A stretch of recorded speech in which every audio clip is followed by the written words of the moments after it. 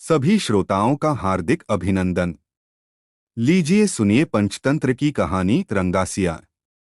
एक बार की बात है कि एक सियार जंगल में एक पुराने पेड़ के नीचे खड़ा था। पूरा पेड़ हवा के तेज झोंके से गिर पड़ा। सियार उसकी चपेट में आ गया और बुरी तरह घायल हो गया। वह किसी तरह घिसटता घिसटता अपनी मांद तक पहुंचा। कई दिन बाद वह मांद से बाहर आया। उसे भूख लग रही थी।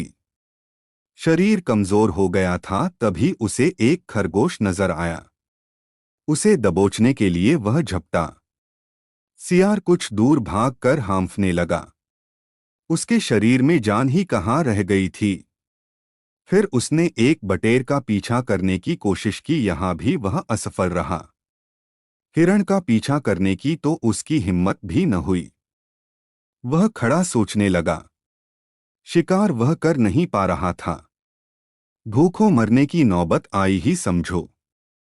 क्या किया जाए।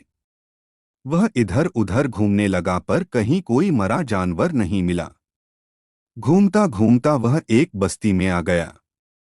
उसने सोचा शायद कोई मुर्गी या उसका बच्चा हाथ लग जाए। सो वह इधर उधर गलियों में घूमने लगा। तभी कुत्ते भौं भौं करते उसके पीछे पड़ गए। सियार को जान बचाने के लिए भागना पड़ा।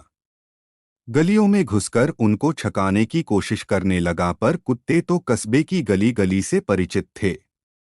सियार के पीछे पड़े कुत्तों की टोली बढ़ती जा रही थी और सियार के कमजोर शरीर का बल समाप्त होता जा रहा था। सियार भागता हुआ रंगरेजों की बस्ती में आ पहुंचा था। वहां उसे एक घर के सामने एक बड़ा ड्रम नजर आया। वह जान बचाने के लिए उसी ड्रम में कूद पड़ा। ड्रम में रंगरेज ने कपड़े रंगने के लिए रंग घोल रखा था। कुत्तों का टोला भौंकता चला गया। सियार सांस रोक कर रंग में डूबा रहा। वह केवल सांस लेने के लिए अपनी थूथनी बाहर निकालता। जब उसे पूरा यकीन हो गया कि अब कोई खतरा नहीं है तो वह बाहर निकला। वह रंग में भीग चुका था। जंगल में पहुंचकर उसने देखा कि उसके शरीर का सारा रंग हरा हो गया है। उस ड्रम में रंगरेज ने हरा रंग घोल रखा था। उसके हरे रंग को जो भी जंगली जीव देखता वह भयभीत हो जाता।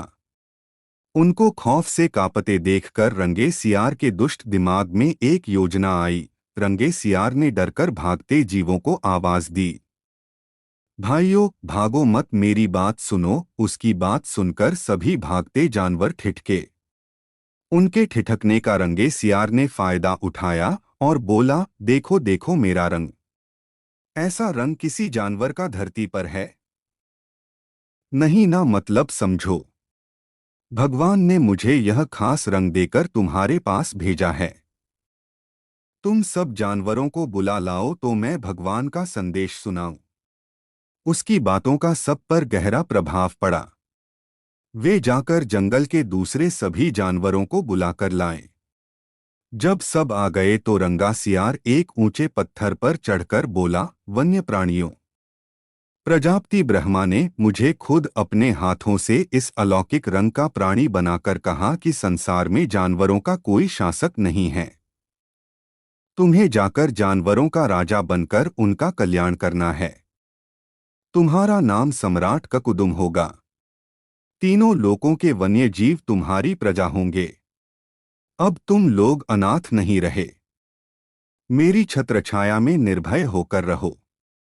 सभी जानवर वैसे ही सियार के अजीब रंग से चकराए हुए थे। उसकी बातों ने तो जादू का काम किया। शेर, बाघ व चीते की भी ऊपर की सांस ऊपर और नीचे की सांस नीचे रह गई। उसकी बात काटने की किसी में हिम्मत न हुई। देखते ही देखते सारे जानवर उसके चरणों में लौटने लगे और एक स्वर में बोले, हे ब्रह्मा के दूत, प्राणियों में श्रेष्ठ ककुदुम, हम आपको अपना सम्राट स्वीकार करते हैं। भगवान की इच्छा का पालन करके हमें बड़ी प्रसन्नता होगी। एक बूढ़े हाथी ने कहा, हे सम्राट, अब हमें बताइए कि हमारा क्या कर्तव्य है। रंगा सियार सम्राट की तरह पंजा उठाकर बोला, तुम्हें अपने सम्राट की खूब सेवा और आदर करना चाहिए।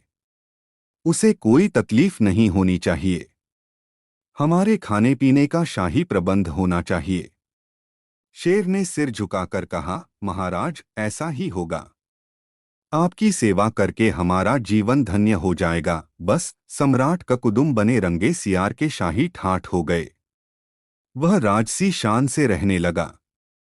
कई लोमड़ियां उसकी सेवा में लगी रहती, भालू पंखा झुलाता।